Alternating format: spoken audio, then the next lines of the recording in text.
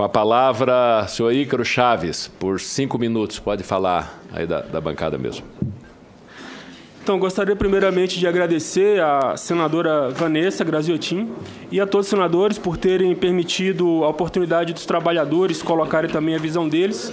A gente que trabalha todos os dias para manter esse sistema elétrico brasileiro funcionando, que é um orgulho que a gente pode ter como brasileiro de ter construído o maior sistema interligado do mundo, um sistema baseado em energia limpa, energia renovável, e que não é motivo para a gente sentir vergonha, pelo contrário, de se orgulhar da capacidade da engenharia e da capacidade do povo brasileiro que ao longo de décadas construiu esse sistema que hoje é referência no mundo inteiro. Dos grandes países do mundo, o Brasil é o que tem a matriz energética mais renovável. E isso é um motivo de orgulho. Bom, é uma pena que o senhor Paulo Pedrosa não esteja aqui. Realmente é lamentável que ele não esteja, porque um debate é importante que se faça olho no olho. Não como o governo vem fazendo atualmente, contratando sem licitação uma empresa de comunicação que tem por objetivo denegrir a imagem da Eletrobras. É a primeira vez que eu vejo uma empresa contratar um serviço de comunicação para denegrir a própria imagem. Aliás, é o que o próprio presidente da Eletrobras vem fazendo dioturnamente. Não faz outra coisa a não ser denegrir a imagem dessa empresa e dos trabalhadores. Isso é lamentável. Sobre algumas colocações que foram feitas aqui pelo senhor Paulo Pedrosa, primeiro, a questão do risco hidrológico. Dizer que o risco hidrológico vai ser comportado pelas empresas.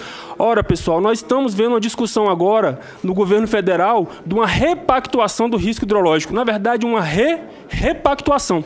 Porque esse risco hidrológico já foi repactuado antes, porque as empresas geradoras tiveram prejuízos, e agora, como algumas não quiseram assumir esse compromisso, vão querer repactuar de novo. Passando para quem esse risco?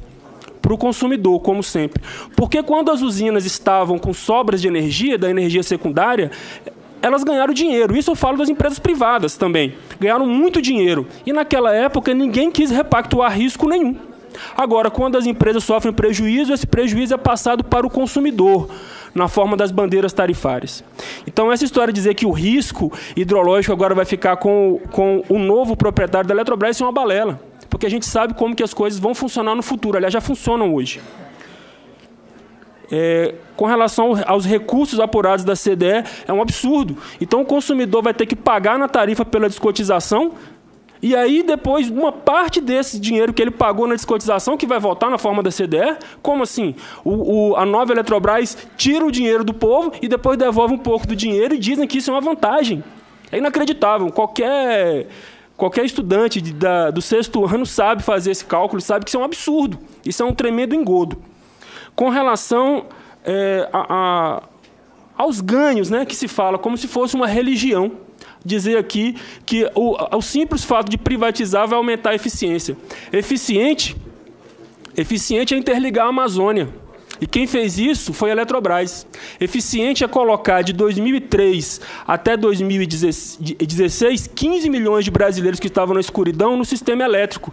Isso é eficiente. Eficiente é vender a energia mais barata do Brasil. Eficiente vendendo o megawatt-hora a R$200, até eu sou. Agora eu quero ver vender a R$40 o megawatt-hora nas usinas cotizadas, como a Eletrobras faz.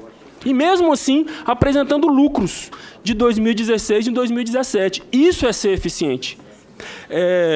Outra coisa que foi colocada aqui também, que é importante a gente lembrar, de como... Porque nós não estamos tratando aqui no processo de privatização, nós estamos tratando de um escândalo. Por isso que é importante a iniciativa do senador Hélio José e dos outros senadores que subscreveram essa CPI, porque é nesse aspecto que nós temos que tratar, como uma investigação de um escândalo que está sendo cometido. Porque a própria Fiesp diz, a própria Fiesp, cara, isso aqui não são os trabalhadores, não são os sindicatos que estão trazendo esse dado. Por ano, só o processo de descotização que está embutido nessa privatização criminosa vai render ao feliz proprietário, provavelmente o Grupo 3G, de onde é oriundo o senhor Paulo Pedrosa, aliás, ao feliz proprietário da Eletrobras, 13,2 bilhões por ano.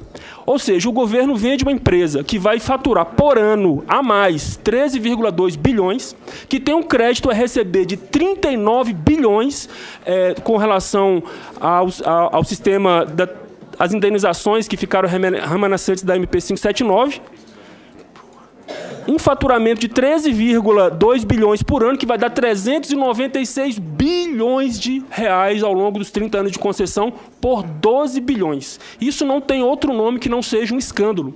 Um crime contra o país, contra a soberania nacional e contra a economia popular também. Por isso deve ser investigado por uma CPI. Nós não podemos achar que isso é um processo normal. E dizer que a Eletrobras e as outras empresas estatais são ineficientes, além delas cumprir o papel social delas, que, aliás, é para isso que a empresa estatal é criada, para cumprir um papel social, para levar infraestrutura para o país, para levar energia para as pessoas que precisam. Além disso, a Eletrobras, só a Eletrobras, de 2002 a 2016, pagou. Ela não recebeu, ela pagou, em média, à União, a título de dividendos, 934 milhões de reais por ano. E vão doar isso para grupos empresariais, de onde, aliás, são oriundos grande parte dos representantes do Ministério das Minas e Energia, da própria Eletrobras, por 12 bilhões. Isso não tem outro nome que não seja um crime contra a soberania nacional, um crime contra a economia popular. Por isso, eu acho muito importante a gente debater isso no nível que deve ser tratado os crimes, ou seja, numa CPI. Então, eu queria dizer também, com relação à dívida que tem sido dito, então, a Eletrobras, das distribuidoras, a Eletrobras vende 6 distribuidoras, cada uma por 50 mil reais, que eu acho que o veículo da maioria dos senhores vale mais do que isso, por 50 mil reais, e a Eletrobras, que vai vender por esse montante absurdo de dinheiro, vai ficar com 11 bilhões de dívidas, e mais os créditos da CCC, que, na verdade, provavelmente são débitos, da ordem de 9 bilhões de reais. Ou seja, vai vender uma empresa por 50 mil reais, 6 empresas por 50 mil reais, e vai assumir a dívida dessas empresas da ordem de até 20 bilhões de reais. Por isso, pessoal, por isso que muitos acionistas minoritários da Eletrobras votaram contra.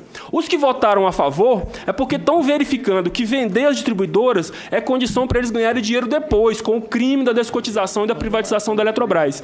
Mas nenhum empresário faria um negócio desse. Tudo isso por 50 mil reais mais uma promessa. A promessa de investir 13 bilhões. Agora, pessoal, vamos lembrar do que aconteceu com o Grupo Rede, que também comprou distribuidores do Pará, do Mato Grosso. Já passou seus 10 minutinhos. Sim. Só para encerrar. Conclusão. Sim, senhor, concluir mais um minuto só. Que comprou as distribuidoras do Pará e do Mato Grosso e que a CELPA depois foi devolvida. E esse Grupo Rede não honrou nenhum dos seus compromissos.